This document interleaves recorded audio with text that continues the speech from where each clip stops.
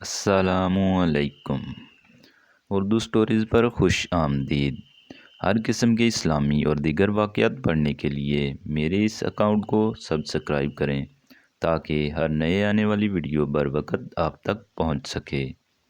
دوستو، یہ واقعہ ہے طوفان نوح میں زندہ بچ جانے والی عورت کا۔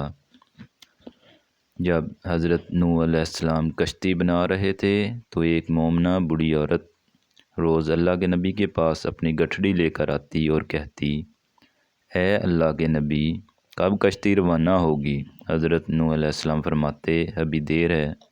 وہ عورت شام تک بیٹھی رہتی اور پھر اٹھ کر چلی جاتی۔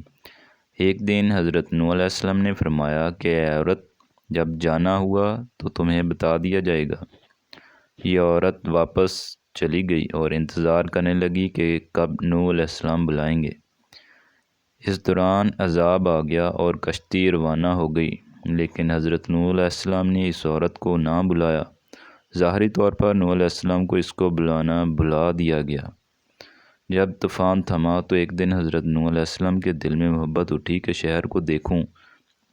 جہاں سے چلا تھا وہاں آئے اور قریب جا کے دیکھا تو ایک جھونپڑی میں دیا جل رہا تھا۔ حضرت نوح علیہ السلام یہ دیکھ کر چونک گئے کہ روئے زمین پر کوئی ایسا گھر بھی ہے کہ اتنے عظیم طوفان کے بعد بھی جس میں چراغ جل رہا ہے۔